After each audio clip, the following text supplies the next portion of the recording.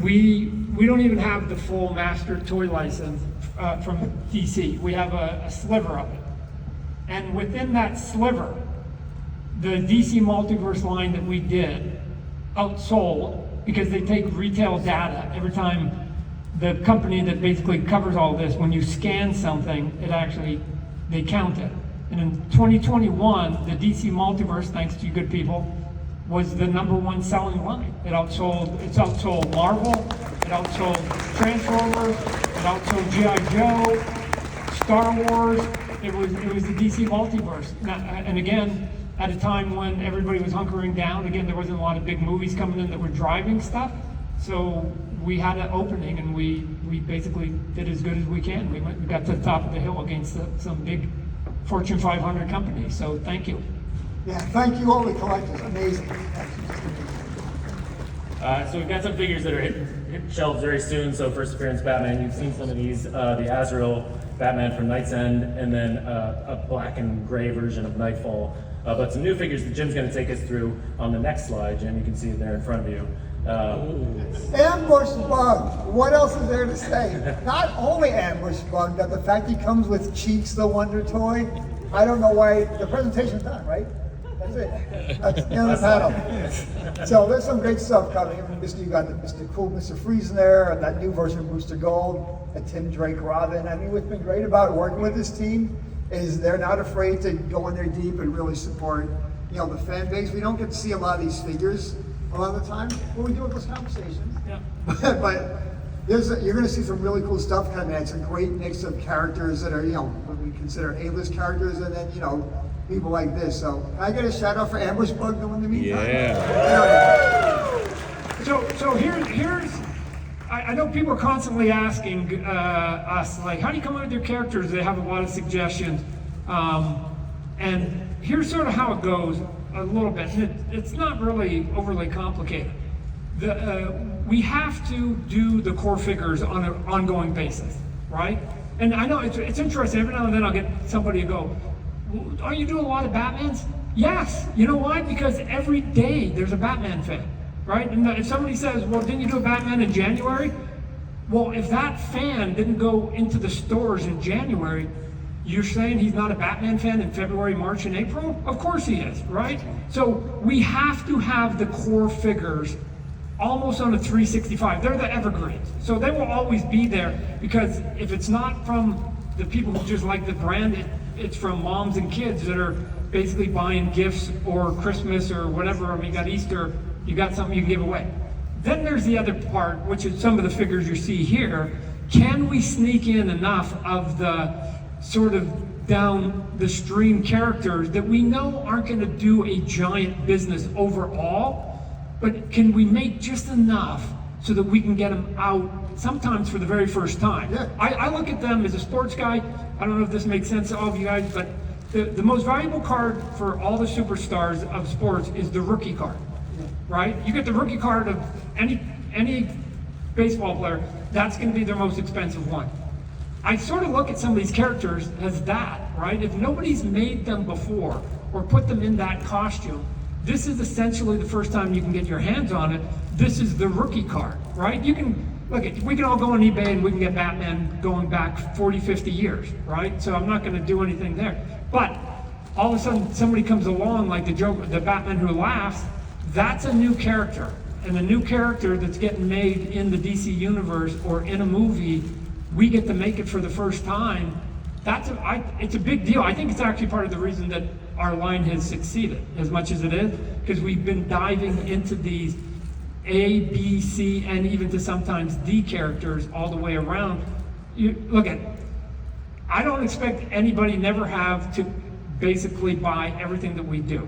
I've always said that I'm in the buffet business. And in the buffet, you put out all this food and we let you, the consumer, come across and you put on your plate what you enjoy. Stay That's hungry. it. Yeah, that's it. So you just put what you want and walk by all the rest of it. But there's a big variety of appetites out there. And so these figures that you see up on the screen are just an example of those kinds of ones that are there. So hopefully some of them will be of interest to you, the collect the DC Multiverse out there. So as Ambush Bug's rookie card, you're suggesting we should probably get a lot of these, because, you know, they're going to be worth the most of any of these other figures, so Okay, stock up. here's the fun of, like, again, he's a big green guy, right? So, again, he doesn't have the complicated, but look, he's got his little teddy, right? He's got a little teddy in his arm. That's the cool piece The to toy me, wonder. right? Yeah, the prop on him is pretty cool. Yeah, the toy wonder. We've got a wave of exclusives at some various retailers that we want to highlight here. So Nightwing from DC vs. Vampires, the very popular story arc at DC. That's at Walmart, along with Wally West. The Rival, along with Cassandra Cain, Batgirl. First time we're getting Cassandra Cain in the lineup. Those two will be at Target.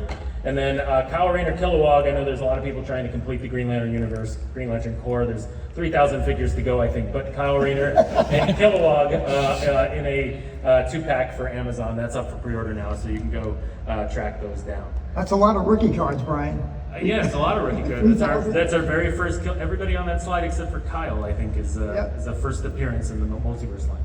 So look at here, just so everybody knows, the contract we have with DC allows us to do anything from basically 1936 up, especially on the comic book front.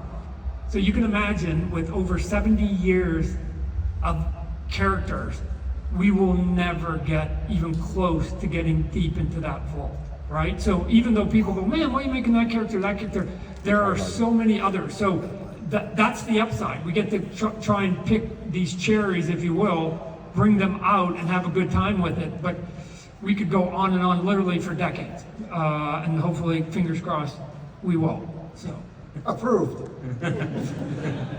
3 characters just approved by Jim, as a matter of fact. So now these are going to be chase figures, so they're going to be extremely rare and only at your brick and mortar stores. So you'll have to go in store to find these. But Manhunter, Reverse Flash from New 52, and a deep cut like Sportsmaster, these are all going to be platinum editions. So if you're in that collector hunt, these are 3 to kind of go after straight away. So Is he there for all the sports analogies we've been talking about? Was that the... What's that, sorry? Is he there for all the sports analogies? Yeah, exactly. Pretty clever. Yeah. Nice. Up for pre-order right now is a great 90s wave and the first appearance of Plastic Man in our line. So you can look for this. He comes with various different parts that make him all stretchy and full Plastic Man form here. But you collect all 4 and then you can build Plastic Man. These will be hitting shelves in just a couple of weeks here. So excited about that. Yeah, correct me if I'm wrong, Brian. I think when you build Plastic Man, you also get normal arms. Right, And then exactly. and 2 different heads. Yep.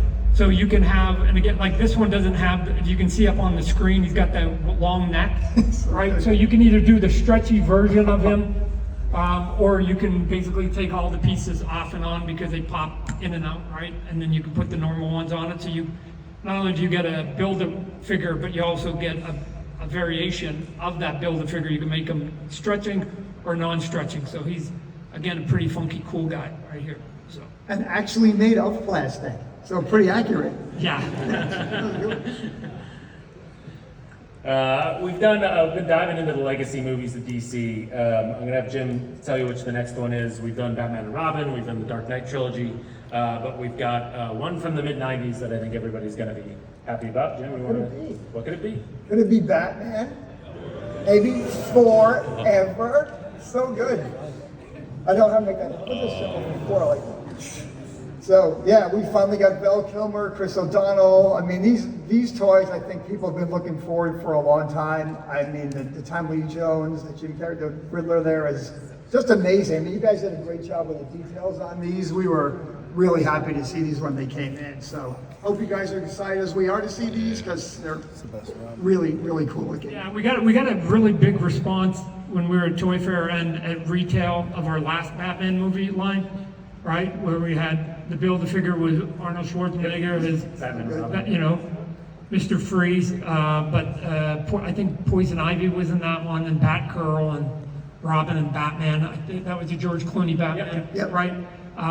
And people really, which is interesting, this many years later, are like, oh, I think there's a group of you out there that are now trying to collect like the Batman movie characters.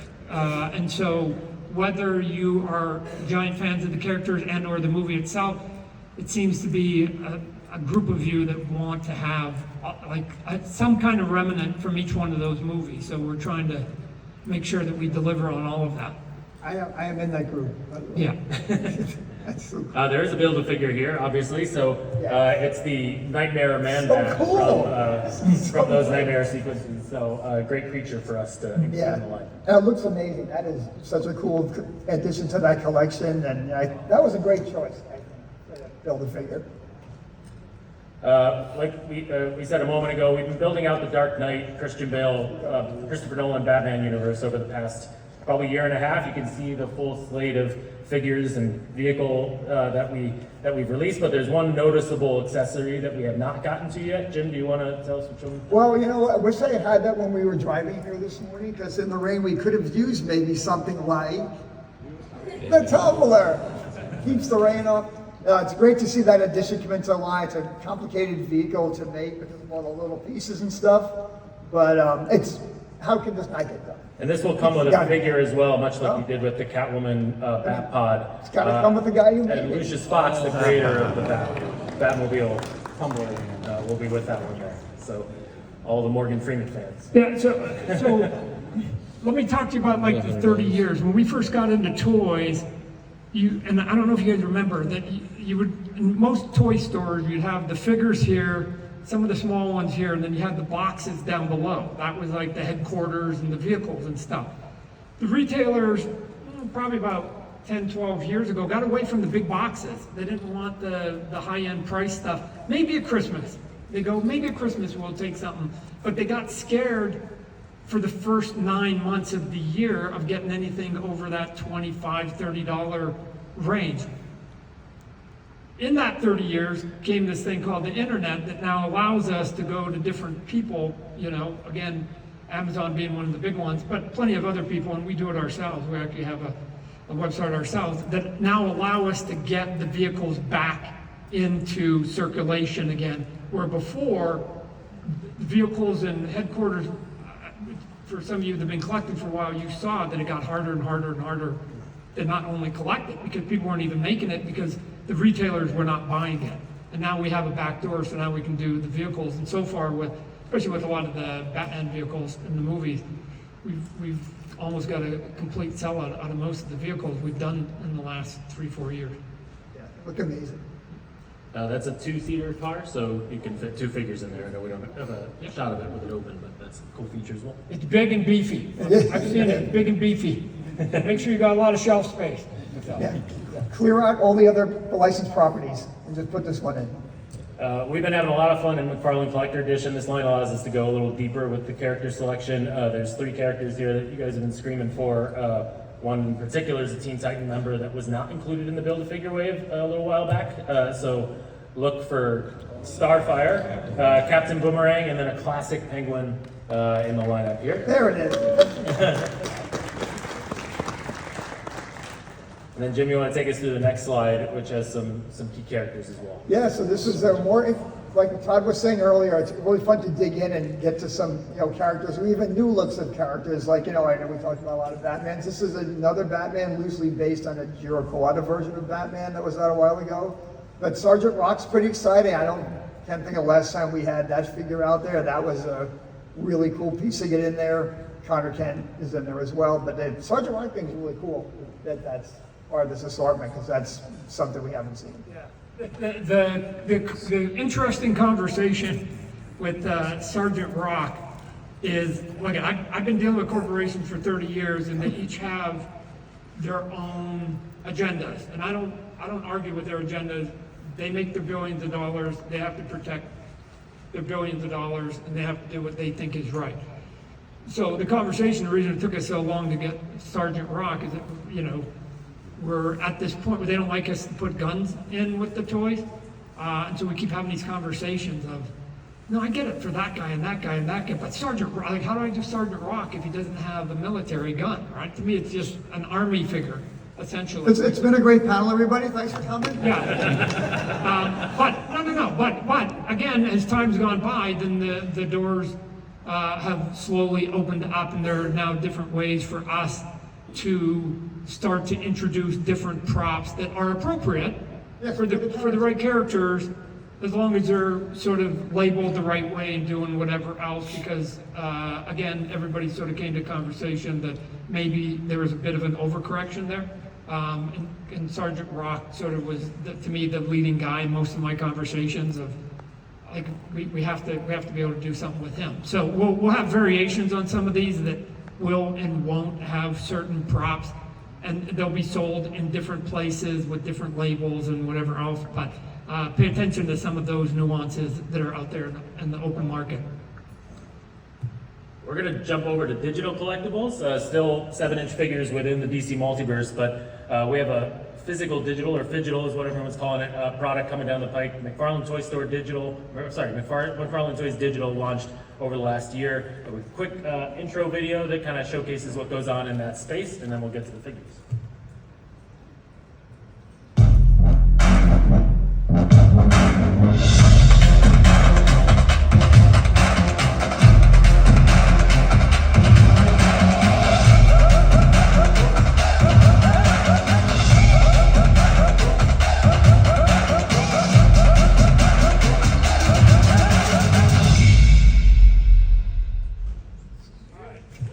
So let's talk about digital for a bit. It seems to be a conversation that people have a strong opinion about, right? Cool. My words of advice to anybody for 30 years, 40 years have been in the industry has always been the same. Whether you like what I do or you don't like what I do, my answer to anybody that doesn't like what I do is the same. Spend your time and your money on things you enjoy. Simple, right? I don't know why people spend so much time talking about things they don't like and writing articles about things they don't like. Just spend your time and money on things you like. It's a way cooler day. It's a way cooler day. Here's the thing about digital. Here's the thing about digital.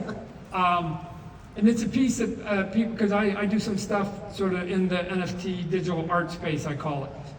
People don't understand a little bit that the world's a big place, and here's why digital matters to some people. I mean, there's speculators, okay, fine, but there's also two groups of people I don't think that most people give heed to. One is, there are people who live in countries and islands that are across the world that it costs $25 to buy that toy, but it costs nearly $120 to ship it.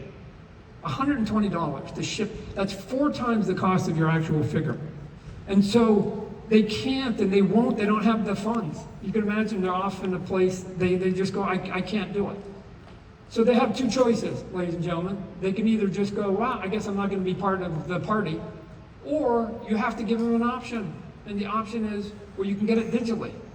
And then you don't have to pay the $130. Not as good for us that like to be able to have it on our show, but it's there, and now they get to still be part of the party. They get to be geeks. Right? Nothing wrong with being geeks. Everybody here is one. What, like, to me, open up the door. The other one that seems even odder is that if you live in Tokyo and you're a young person, you can't afford a house. And if you've been to Tokyo in certain places, your house is about 400 square feet. You can't even put that toy hardly in your room. Because if you get too many of those, you're gonna have to live without a refrigerator, because that's taken up about a quarter of it. So they then can't have a bunch of toys like we can, so they're out of the party, unless you give it to them digitally, right? And so their options are, if I can have nothing, or I can have digital, I'll take digital, which is better than nothing. And here's the thing that's weird. My wife does this to me too, because she doesn't get it. She's like, why does anybody not want something? Why does anybody not want something? It's not in their hands, it's not physical. Why would anybody, it's not there, right? Here's the reality for everybody who says that, and that's mostly old people. You're all doing it.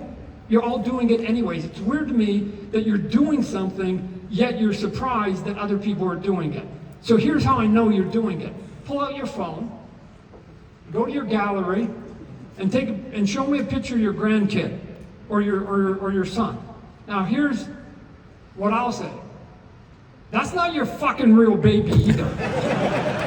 It's a digital image of your real baby or son or wife. But when you look at it, It puts a smile on your face and it gives you joy. So why can't you transfer that to toys? The answer is you can, right? Just stop it, right? At some level, let people, I don't mind if people don't want to collect what I have, just step out of the side and let people who like it at the buffet, just put it on their plate. If you don't like broccoli at the grocery store, walk on by it. Just walk on by it and put in the vegetables you like. But I never see anybody at the grocery store ever stop, go get the manager, tell them to come back here, go, how dare you have that broccoli here? I don't like it. I personally don't like it. Friends have told me it's not very good. I don't want my kids consuming it. I don't even want it. No, you just walk by. I think everything you consume should be like vegetables at the grocery store. Walk on by if you don't like it. But here's what I don't do, ladies and gentlemen. I hate Brussels sprouts. And here's what I don't do. I don't go to BrusselsSprouts.com and go, fuck, I hate this shit, right? I just don't eat it. I don't take it. I don't put it in my thing. I don't go to any sites about Brussels sprouts, and I just don't consume it. I buy what I like, and I spend money on things that I like, and let the Brussels sprout people do their thing, right? So if you like BrusselsSprouts.com right now. Oh, that's I'm under an alias. Wait, are you real? Hold on. I'm Broccoli Man. Are you real? Anyways, so the digital gives you an option to vote. For $24.95, it's just a mindset. Either say, oh man, I'm getting a toy, and they're giving me a free digital. Super cool. Or if you like the digital space, you're going, wow, I'm getting a digital for $24, which is about the going price, and they're throwing a free toy into it. I don't care how you get there, right? We did it with our Kickstarter toy with Spawn. We had the comic book in there. Either assume you're getting the comic book for $40 and I'm throwing a figure in, or you're getting a figure and I'm throwing a free comic book. I don't care how you get there mentally. Some of you like both, that's okay, but the digital space, it's a real arena, and it's not going away. It's not going away, right? As a matter of fact, I believe a couple days ago, for a short period of time, Bitcoin hit an all-time high, right? It hit an all-time high. So it's not going away. I just want to say this is the only panel you'll be able to go to where you'll hear about Todd's vegetable eating habits as well as plastics. So we know these things now. I had no idea. Just wait till I get to dessert. That's why we're all here. The constructs Green Lantern has All right, go. weirdly look like Brussels sprouts. But Yeah, anyway. now you go. Nice tie-in. Back to you, Brian. Okay. So what we're doing with McFarlane Toys Digital, we're recreating the Build-A-Figure approach, but in the digital space. So if you buy these 3 figures at your favorite store, Green Arrow Longbow Hunter, I think, is the biggest reveal here, which is kind of cool. You can then build a digital collectible for free, so you'll get the Green Arrow, for example, digital collectible in the digital space. And if you buy all 3, you link all 3 codes together, you'll be able to have the Animal Man digital collectible in the digital space. So we're trying to recreate the Build-A-Figure in the NFT digital space as well. And if you saw in that video real quickly, you can go to a room and literally all the things you collect, you can put them in a room and you can display them any way you want, right? So, And they've got motion going on too, which is cool. yeah. Oh yeah, like some of them pretty cool. actually have animation and stuff on it that other people don't allow. But again, I've seen, we've done contests where people show us their collections digitally, and some of them are pretty impressive, just like people who show us their collections physically are impressive. Yep. So like you said about the space, you've got an endless room that you can put the collections in now. Right? Yeah. Digital space is just endless. That kid in Tokyo Yeah, can it's now amazing. have 1,000 figures in his 400 square foot house, and he doesn't crowd anything, right? It's just like having pictures on your phone. So, all right. More collectibles to fill your space. So DC Superpowers, our retro line here that plays off the toy line from the 80s. It's the 40th anniversary of Superpowers, so we're including gold figures as chases. So you're seeing Superman there, but also Kilowog, Blue Beetle, and then we have 2 great vehicles which Todd has right in front of him. The first one being the Skull Ship. That's not the skull. That's the Bug Ship. We'll get there we The go. first one you missed. You gave me the wrong one. Sorry. So super cool vehicle there for Brainiac. Yeah, I don't look. We got Brainiac. Look at these things. These things are so simple. They're kind of cool, right? And now let me also say that I came into this industry years ago, 30 years ago, going, how simple are these toys? I can make better looking toys than that. Now I'm making simple toys, right? So Back to square one. every time I see one, there's a little bit of a wince. I have a little bit of a wince going, man, that's why I started the company. But now we're going retro. We're going nostalgia. That's the play. These ones right here, I wish that the boxes showed how cool some of these vehicles are. So like this one here, it's got the legs on it here, but when you roll it along the ground, all the legs move, right? There's a mechanism on here where the legs move. Yeah. Well, they're not gonna be able to see it though. They're not gonna be able to see it there, right? There you go. Yeah. I'm so relaxed. Anyways, it's cool. It's we try to do like something kind of cool and silly on it. But Brainiac figure too. This is a classic one from when I was collecting, when I was in my geek years, when I was 15, You got the 16. thing in the bottom? Oh yeah, no, we haven't got to that one. Is that another? Yeah, that's the bug ship for Blue Beetle is it's right here. There you go. Yeah, right here. Now look at this one here. You hold this for a second. Okay, thanks. This one has, it's got the, you put your character. You put your under character. here. Look at that. You got a handhold. A handhold. So they can grab it, so you can take them off. You hit the other button, try to get the wings. There it come is. up, right, the wings come up. You can put them up in here, right, and then there's another button that does something else here. Yeah, you can retract this thing with Oh a little yeah, thing there's a down there. retractor on here. There's another button. I forget where it's at. But Yeah. anyway, Very right, decent. and the legs sort of move a little bit. So all these things, although they look pretty super simple, they still have like that toyetic thing that was out there when we were all sort of buying toys when we were younger. And they fit a couple. This one fits a couple. Yeah, you a got a couple few in figures there. in there too. Cool. Yeah. So we're gonna go from the most approachable price point to one of the higher price points. We also do resin statues, obviously. Wait, where's the Dark Side Tower of Darkness that never got produced? Aren't you gonna make that? Yes, we have it high up on our list. No, we do. Jason's shaking his head, yeah. We have resin statues. So Batman Black and White, over 100 statues. Todd Statues was number 100 in this line. Jim art directed many of them as well. But we finally got the Bill Sienkiewicz's great take on Batman there. Super cool take. We have the Joker by Carr Andrews from the Black Label book, Joker Killer Smile. And then we have J. Scott Campbell's great iteration of Zatanna there. Lots more resin statues coming from DC Direct here, but we are really building on the success of the early J. Scott Campbell statues as this is rolling forward. As you can see, the great work J. Scott's been doing in the designs here. He's been a great partner on this stuff. I know you guys go way back, but he's giving us great turnarounds for these things. And this was in the making for like, what, Brian, you were 6 years Yeah. before we got these out, but like with McFarlane coming on board, these are amazing. Yeah. When I talk to him, I call him Scott. So J. Scott Campbell did these designs that didn't get made when sort of DC Direct were coming there. And so I phoned up Scott and went, hey, they just gave me these designs.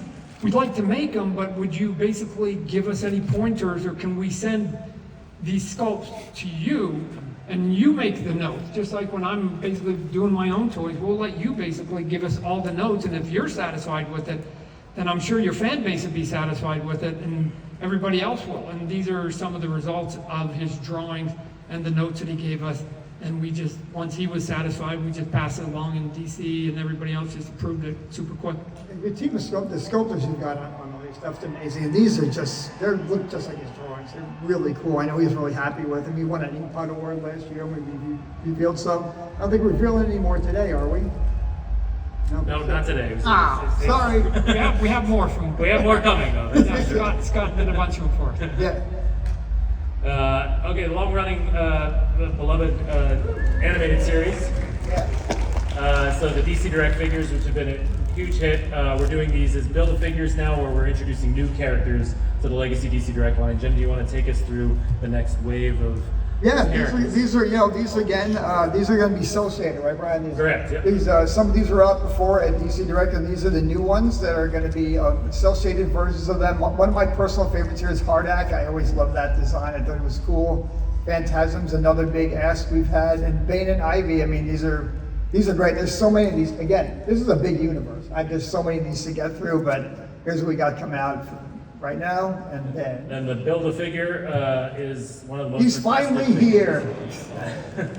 Oh, pending licensor approval, I guess that's me, right? Okay. So yes, that is gonna happen. So we're pretty excited to get Bruce Wayne out there finally. And then it's been a long road. This vehicle was revealed just the other day, but the Joker Mobile. This has been in development a long time here. 4 years. But this, so Brian, we were talking about this the other day. This is four times. This is finally coming out, right? Mm-hmm. Yep. Yeah, really, it's a big car. It's really cool. I'd say it looks better than the first one we did. The lights in there are awesome. So I'm super excited about this. We just revealed this as well. Music Maniacs is a kind of spin-off of Movie Maniacs, but these are articulated figures, and we are jumping right into the heavy metal universe here. So we've revealed Ozzy Osbourne, Alice Cooper, but Eddie from Iron Maiden and Rob Zombie are also part of this wave, so Todd's got one there in box. But cool articulated figures here. Yeah. Some of the other ones we did years ago for some of you that bought some of the music figures, most of those were just posed. There wasn't a lot of articulation in it. We decided to go in a different direction here so you guys could sort of do whatever you wanted with it. We not only are we going back to some of the classics that we did, but we've recently signed some new acts for the new generation. So we've been making those announcements here in the next 2-3 months, right? I just literally this week, 2 of the contracts got signed off, but, and then we've got Ozzy over there, right? I had the pleasure of doing Ozzy's last music video before he moved back to London for a variety of reasons, but he jumped on board and said, yeah, come on, let's do it. Oh, I'll give you a side note going back. I'm gonna digress a moment. Yep. Years ago, we did Ozzy. I don't know if you guys remember. He was standing there, and you could get the little bat and you put it in his mouth and whatever else. And that dude, if you guys look at that toy, if not, go on Google and look at it. McFarlane Toys, Ozzy Osbourne. He looked like a Greek god, right? He looked like a Greek god. Now, he doesn't really look like that. So how did we get there? Yes. This is easy. We had to get Sharon, his wife, Sharon Osbourne, to approve it. And she kept going, is there any way you could get rid of his love handles? Yeah, sure. Is there any way you could give him a little bit of a six-pack? Yeah, sure. Is there any way you could buff up his chest? So we were literally doing plastic surgery with this figure the whole time. And then finally she was like, yeah, I'll prove that. And he looked like Fabio at that point. He was good. He was like a blow-up sex toy at that point. And she was like, I sign off on that one. On this go-round, they went, okay, he's a little long in the tooth. We don't have to quite make him Arnold Schwarzenegger. But look, it's interesting the comments you get back, right? We did a toy. Hopefully, I'm not speaking out of school here, but we did a toy of Dwayne Johnson on Black Adam. Now, if you look at Dwayne Johnson, Black Adam, and you look at his costume, I always thought that the costume was so thick it actually took away from his muscle structure, right? And it took away from it, I thought, because that guy is buff, right? So, but sometimes you have to get the actors to sign off. So when we sent our Black Adam figure to Dwayne himself, he only had one comment. Todd, can you make me more ripped? Yep, that's what it said. I'll do whatever you want, Dwayne. I'll do whatever you want, but that's not what the costume look at. It's okay. So if you actually look at our toys, we actually added a little bit more in this area than is actually in the costume because Dwayne just wanted to look like a badass. So anyways. Dwayne Johnson versus Ozzy. Last but not least, Todd's been speaking to this for a long time here today. It's our 30th anniversary here in 2024, and we're going to be celebrating this primarily through the Spawn action figure line, although we've brought back legacy lines like Movie Maniacs, etc., and the sports lines. But we've got a number of statues and figures, a lot of which have been kind of put up for pre-order, but we've got Spawn Wings of Redemption. This is a digital collectible as well, where you can redeem a digital version there. We've got Spawn from the cover of 95 here as a 12-inch pose, not 7-inch action figure, 12-inch pose figure. And then some of the digitally remastered is what we're calling them. We took some of the most successful and popular iterations of Spawn action figures and redid them as if they were done today. So these are all up for pre-order now. Yeah. So again, one of the things we were doing, leaning back on the 30-year anniversary, is let's go back to some of the ones that sold out that were hot, that we constantly get demands for, come back, do a new version of them. If you have the old one, these are not those mold. We've actually resculpted and recut mold, so you will see some of the differences if you actually have them side by side. And then the one that you see off on the right, that's actually, we never made this figure. That's based on a cover that I did at the unfortunate passing of Chadwick Boseman, that I thought it would be apropos that Al Simmons, an African American, would sort of pay his tributes to the guy who played Black Panther. Anyways, that cover ended up garnering a lot of attention, so we thought we'd put it in 3D form here for the very first time. We have a couple of minutes left, but I just want to say that there's also the greatest 2-pack of all time, which Yes! is Todd is a figure along with your high school iteration. Yeah, right. So here, this two pack, just so you guys will be looking at, going, what? It's not Spawn, he's blobby. I created Spawn when I was 16, when I was just started collecting, and I just started getting into comic books. And so besides going, man, this would be cool if I start learning how to draw a superhero comic book, I created my own characters. That was one of them, the guy who was my favorite of all of them was Spawn. That drawing you see there is when I was 16 years old. That was my Spawn that I drew. You can see the difference. He's got a buckle belt, right? His boots are flaps. You know, again, there's a lot of things that didn't ever make the mark when we came back in 1992 and started Image Comic Book.